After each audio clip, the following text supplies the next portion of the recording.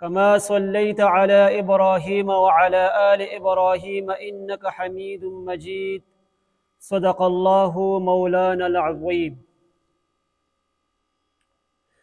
زما قابل قدر مسلمانان ورونو، لکه څرنګه یو انسان دو پارا دا خبره ضروری ده په دنیا کې خو ژوند تیرول غواړي، د الله د احکاماتو لاندې خپل ژوند تیرول غواړي، نو هغه دپاره دا خبره ضروري دی څه حرامو مال نه به دغه ځان ساتي. او دغه شان یو بهترین انسان، یو اعلی کمال ته رسیدل انسان دپاره دا هم ضروري ده څومره هم متشبه شیزونه دي هغه نه به هم دغه پرهیز کوي. یو انسان څه کمال درجې ته راسي هغه دپاره دا خبره ضروري دی څه حرامو سره سره متشبه شیزونه، هغه شیزونه هغه متشبه دي، نه حلال دي نه حرام دي، فیصله ور باندې نشي کولی چې دا حلال دي او دغه فیصله ور باندې هم نشي کولی چې دا حرام دي. نو دغه چې شي دي متشبه شیزونه دي، نو دینه به هم دغه پرهیز کوي. لکه څرنګه سما درته وفرمایلو په خطبه کې جناب نبی کریم صلی الله علیه وسلم فرمایی حلال هم واضح دي او حرام هم واضح دي، او دوی په درمیان کې کوم متشبه شیزونه دي دینه ډیر خلک لا علم دي، یعنی معلومات ورته نشته څه متشبهات او مشتبه شیزونه څه شي دي، او ډیر خلق په دې کې چې دي مبتلا دي. چا سه هم متشبه شیزونه نه ځان وساتلو، دوی خپل عزت او خپل مال خپل دینی محفوظ کړل، او چا سه هم متشبه شیزونه نه ځان ونه ساتلو، دا خلق هم په حرامو کې دغه چې شو مبتلا شو. د دې حدیث مزید وضاحت اندغه دی څه حلال شیزونه څومره هم دي هغه په قرآن کریم د نبی کریم صلی الله علیه وسلم د احادیثونه صراحتا ثابت شوي دي، د ټولو خلقو ته دغه معلومه دی څه دغه فلانکې شیز حلال دی او حرام دی، او دغه شان څه حرام څه کوم دي د دې هم مکمل تفصیلات بیان شوي دي. قرآن اور حدیث کې په تفصیل سره ښې طریقې سره دغه بیان شوي دي څه دا شی دی حلال دی او حرام دی. نو علماو په دلایلو سره د نبی کریم صلی الله علیه وسلم په احادیثو سره او دغه شان قرآن کریم د آیتونو نه یو کار حلال شوی دی او بل کار دغه څه شوی دی حرام شوی دی، او په دې درمیان کې څومره هم متشبه شیزونه دي هغه باندې دلایلو سره نصوصو سره غاته واضح حقیقت په خپل باندې معلومولی نشي، بلکې دغه کار به د علماو کوي. بیا هغه علما اکرام څه دغه په اجتهاد باندې پوهیږي او دینی احادیثنا نبی علیہ الصلوۃ والسلام احادیثنا او د قرآن کریم د آیاتنا مسائل استنباط کولی شي نو هغه ته بیا دغه معلومات شته. چونکې مونږ خو انپړ یو، نه پوهېږو، لا علم یو. مونږ ته دغه پکار دی عزیزانو چې څومره هم مشتبهات شیزونه دي، متشبه شیزونه دي، هغه نه مونږ ځان وساتو. الله دې مونږ معاف کي. حرامو ته هم مونږ حرام نه وایو. بیا پاتې شو متشبه شیزونه. متشبه شیزونو ته خو مونږ ساره هم هېڅ نه وایو. نو کمال درجه انسان ته دغه پکار دی چې یو کس ووایي زه کمال درجې ته ورسېږم، هغه ته دغه پکار دی چې هغه د متشبه شیزونو نه هم دغه ځان وساتي. او که چیرې دې متشبه شیزونو نه ځان وساتلو، دغه کمال درجې ته دغه راسي. نبی کریم صلی اللہ علیہ وسلم حدیث تے سے انسان ورا پرے کمال درجیتا تقوی درجیتا دا نشر سیدلے ثم پرے ہم دا اغش زنا سکم قباحت ولدی اغنزان منع کی دپارا دی سکم شیزونو نا منع شوی دا، کم شیزونو کی قباحت تے غن داغا زان وساتی. څه مطلب دی؟ صحیح وضاحت انداغه دی. لکه مثال د دې حدیث داغه دی، یو کس وده نه کړی دی، دغه باندې شهوت غالب کی دلو دو وجنا د زنا مرتکب ګرځيږي او دغه شان د نورو حرامو شیزونو مرتکب ګرځي. اوس د دې لپاره دغه پکار دی سکوم اشیاء په ذریعے سره، کوم خوراک په ذریعے سره د دې شهوت اوچتیږي، د دې شهوت بړو کیږي، هغه خوراک نه به هم دغه ځان ساتي. کوم خوراک د وجنه د دې شهوت اوچتیږي، شهوت زیاتیږي، هغه خوراک نه به هم دغه ځان ساتي. نو سکله هم دا خوراک نه ځان اوساتو، ګرم شیزونو نه ځان اوساتلو، نو دینه به د شهوت سکمه غلبه دی، هغه شهوت غلبه به هم بیا نه راځي. نو شهوت څخه غلبه نه راځي، نو دا به د زنا او نورو حرام او مرتکب شیزونو نه به دغه محفوظ وي. بیا نو نبی علیہ الصلوۃ والسلام د حدیث مطلب انداغه دی انسان کامل درجه ته به ال راسی سکم قباحت ولا اشیاء دی غنه هم دا ځان وستی د پاره دی سکم منعات کون کی اشیاء دی حرام کون کی اشیاء دی غنه دا محفوظ پاتې شي. د دې وجنه عزتمند مسلمانانو څومره هم متشبه اشیاء دی غنه مون خیر طریقې سره ځان وساتو د پاره د دې حرام او اشیاء کې مون مبتلا نشو. چرته هم ست متشبه شي وګوري تا ته صحیح طریقې سره معلومه نه دی صدا حلال دی او که حرام دی، ځان ورنه وساته، ځان ورنه دغه شي کا محفوظ کا.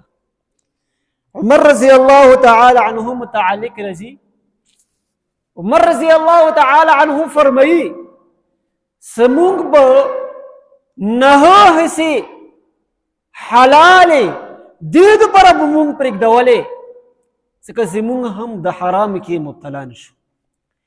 یوا حساب متشبہ ہوا او نہو حسی با سوچا حلال وی او دا نہو حسی بمونگ دید پر پرک دولے سمون په حرامو کې مبتلا نشو. ابو بکر صدیق رضی اللہ تعالی عنہ فرمائی سمون بو او یاہی سے حلال دب من پری دولی دفار دیدی سمون پا حرام کے مبتلا نشو. نو عزتمند مسلمانانو اغا صحابہ اکرامو رضی اللہ تعالی عنہم اجمعین سدوی بڑیر زیاد احتیاط کول سمعمولی نا معمولی پتا ورطا ہم والے کی دا صدا متشبہ دے زان بورنا دغا ستلو. عزیزانو څوک سے ہم وائی ز کمال درجے تا ورسیگم اعلا درجے تا ورسیگم د دې درمدار په معاملاتو باندې انسان د ژوند دوا غټ اړخونه دي. یو اړخ عبادت دی او ابل اړخ معاملات دي. عباداتو په ذریعه سره یو انسان عظیم نشي جوړېدلی. هر چې معاملات دي معاملاتو د وجې نه انسان عظیمې درجې ته دغه رسېدلی شي. یو کس معاملات ټیک وي امانتدار وي خیانتدار نه وي حسد کنا ورکې نه وي زړه پاک وي ګوند سره ټیک وي لین دین ټیک وي انسانانو سره معاملات ټیک وي دنیوي معاملات خوي نو دغه انسان سکون دی دغه کمال درجې ته به دغه انسان رسیدلی. عزیزانو په معاشره کې دا خلق سکون دی دا ډیر زیات کم دی. یو انسان به په کثرت سره عبادات کوي خو څه چا واسطه ورسره راشي معاملاتو کې واسطه ورسره راشي لین دین کې ورسره واسطه راشي بیا د دې کس پته ولګي صدا څومره دیندار دی او څومره پرهیزګار دی.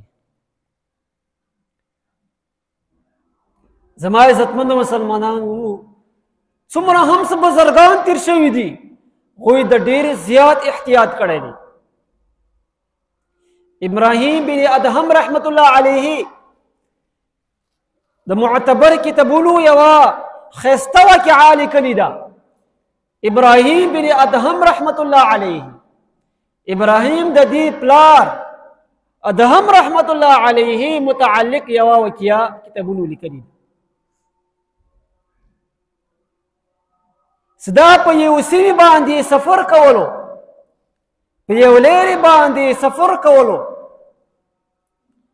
یوه چینه بعیده اغز کې دغه ادهم رحمت الله علیه ودرېدو د پاره د دې څه دې کې زه ښې طریقې سره اودس وکړم او لمونځ وکړم. کله څه هم د دې اودس کولو نو دغه چینه څه کومه دي دغه چینه روانه وه نو ادهم رحمت الله علیه دې مړه ولیده. څه کله مړه یې ولیده نو هغه مړه یې راغسته نو وږی هم و دې ځان سره دغه سوچ وکړو دا داسې هم روانه وه او ما راغستله او زه به یې وخورم نو ما ته به دغه څه سکون میلاو شي.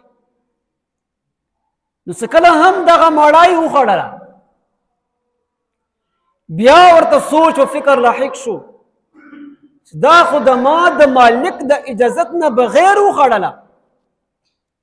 ډېر زیات خفه شو دغه ما څه وکړو ټیک د حرام هم نه و متشبه شیز خو هم و د مالک د اجازت نه بغیر ما وخوړلو دغه ما ته اجازت نه راکړی و.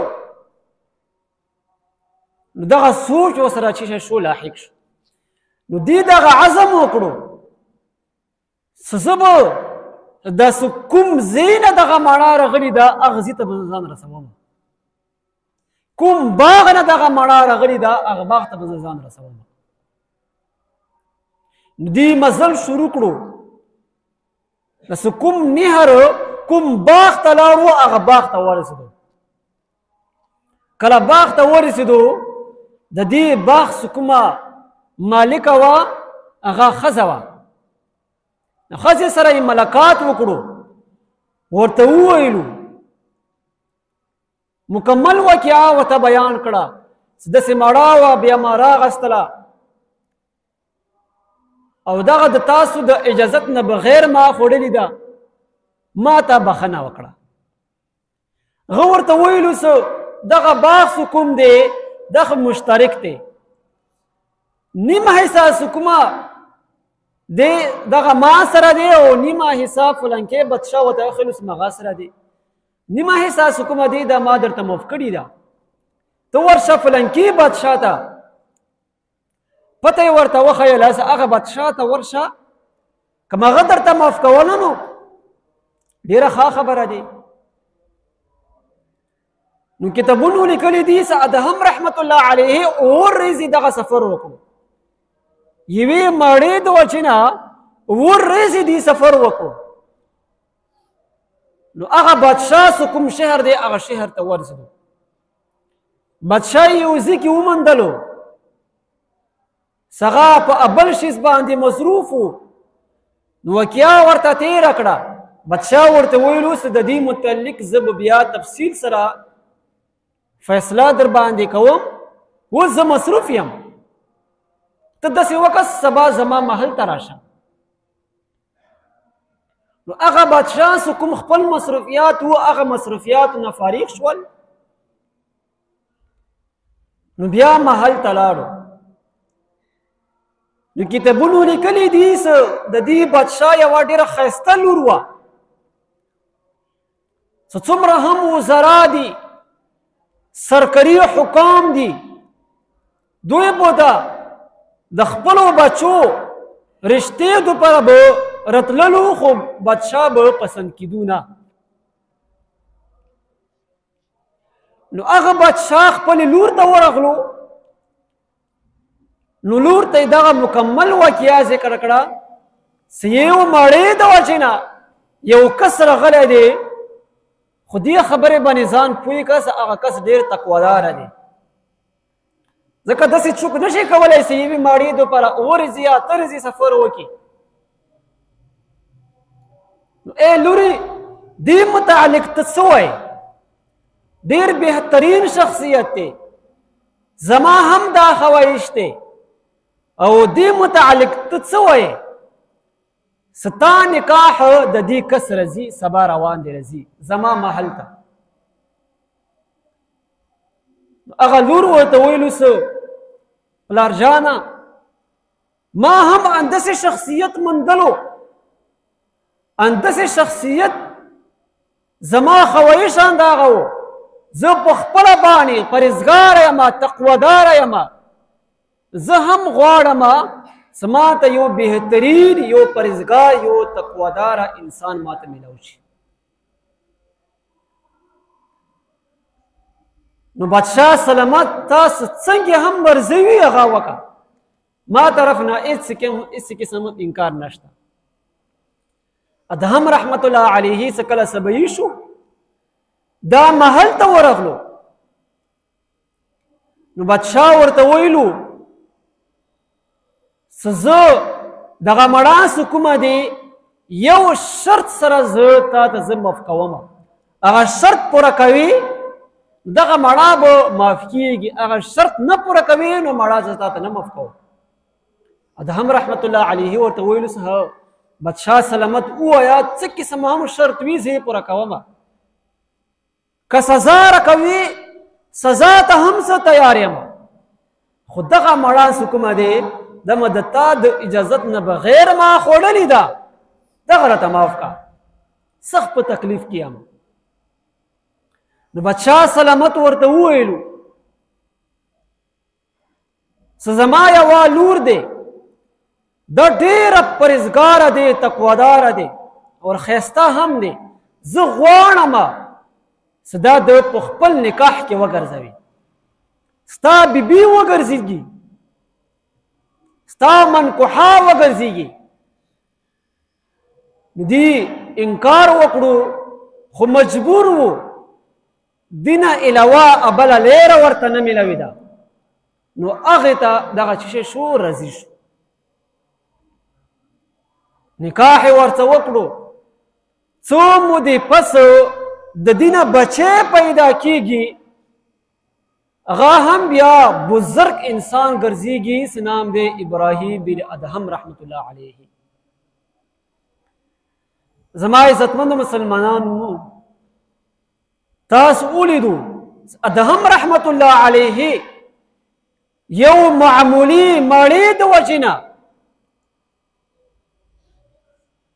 بادشاه محل ته ورسېدو او بادشاه یې ځان ته راووښتلو، د خپلې بچۍ نکاح باندې دغه څه کړو مزین اور معطر کړو. دا په څه وجه نه، صرف دې د وجې نه چې دې متشبه شیزونو نه ځان وساتلو.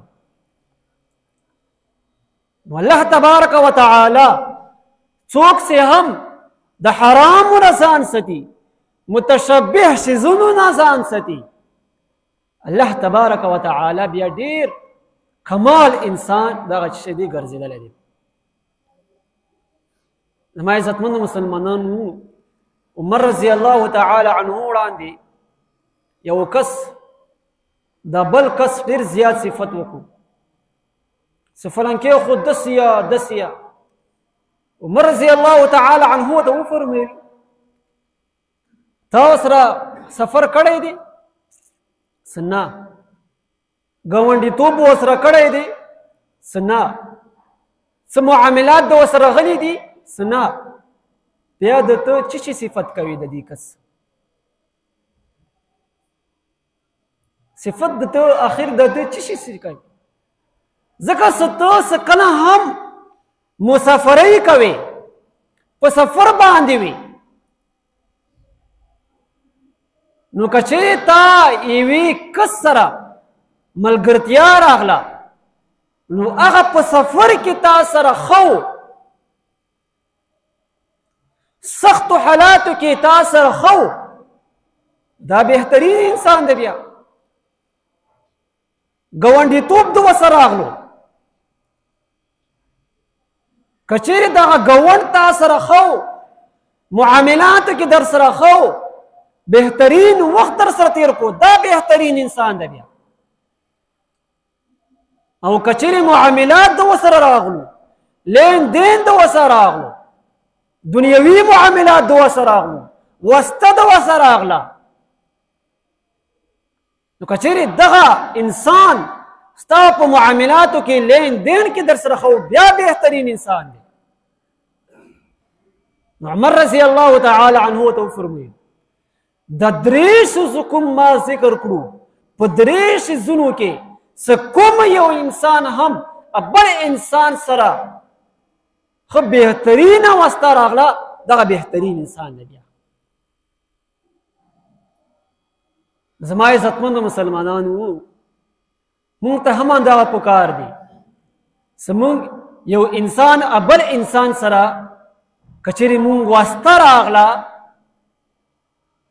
مونږ سره بهترین سلوک ورسره وکړو. هسې خو ته چا نه صفت کوي چې دا بهترین انسان دی، کله چې تا ورسره واسطه راشي، تا ورسره ژوند تیر شي، بیا به تا ته پته ولګي چې دا بهترین انسان دی که بهترین انسان نه دی. د دې د وجې نه زما عزتمندو مسلمانانو، چې موږ په دنیا کې ژوند تېروو، نو بهترین ژوند دپاره دغه ضروري دي چې موږ عباداتو سره سره خپل معاملات هم ټیک،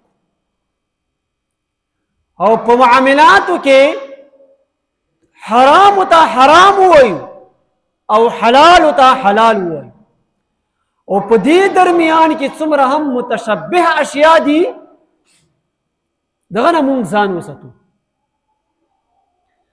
عمر رضی الله تعالی عنه متعلق رضی چې یو کس ورته شودې راوړي، هغه شودې وڅکلې، هغه شودې ډېرې خوندورې وي، تپوس یې ورنه وکړو چې حضرت دغه شودې تاسو کوم ځای نه راوړئ؟ نو هغه کس ورته ویلو چې زه یوې چینې ته لاړم، یو ځای ته لاړم، هغسې کې د زکات ولا وخان وو، څروي وو زکات ولا. دغه مالک څه کوم دی؟ څروونه یې شودې ولې شولې او ټولو باندې تقسیم کړي او ماته هم راکړي. ما دغه مناسبه وګڼله امیر المؤمنین عمر رضی الله تعالی عنه ته ورشم، دغه شودې ورته مخ ته کم او دغه شودې وڅکي. روایتو کې لیکلي دي چې کله هم عمر رضی الله تعالی عنه دا خبره واورېده چې دغه شیز د زکات ولا دی، فورا خپلې ګوتې حلق ترکې د څومره هم شودې وي هغه یې ټولې الټې کړي. وجه څه وه؟ وجه دغه وه امیر المؤمنین عمر رضی الله تعالی عنه د زکات او صدقې شیزونه د یې قبلولو نه. هغه دا په خپله باندې امیر المؤمنین دی او چې کوم کس شودې ورکړې وي هغه شودې د زکات ولا وي، ځکه یې دغه ټولې دغه څه شی کړي الټې کړي. دې د وجې نه عزتمند مسلمانانو وخت به هم پوره وي، موږ ټولو ته همدغه پکار دی چې موږ ښه ژوند تېروو، حرامو سره سره متشبه اشیا دې نه هم موږ ځان وساتو. څومره هم متشبه اشیا دي تا ته معلومه نه دي دا حلال دی او که حرام دی پرېږدوئ. او چې په کوم شیز کې هم خبره راغله چې داسې شیز دی بس ډایرکټ ورنه ځان ساته. بس چې کومې اشیا هم وي، ته دکاندارۍ کوي، ته تجارت کوي، ته بل یو شیز کار کوي، متشابه شیزونو نه ځان ساته، حرامو نه ځان ساته. او حلال چې څومره هم روزی دی، حلال رزق دی، دغه ګټه دې کې به برکت هم وي، سکون باندې به هم وي او الله به برکت به تا تجارت کې، که ته دکاندار وي، که ته تجارت کې وي، برکت به کې هم بیا شی وي. ما ټولو ته دغه درخواست دی چې متشبه اشیاو نه موږ ځان وساتو، هم په دې دنیا به هم کامیاب شو، هغې دنیا کې به هم کامیاب شو. وآخر دعوانا أن الحمد لله رب العالمين. لا إله إلا أنت سبحانك إني كنت من الظالمين. رب اشرح لي صدري ويسر لي أمري واحلل عقدة من لساني يفقهوا قولي. اللهم اغفر للمسلمين والمسلمات والمؤمنين والمؤمنات. اللهم اغفر للمسلمين والمسلمات والمؤمنين والمؤمنات. وصلى الله على خير خلقه محمد وآله وصحبه.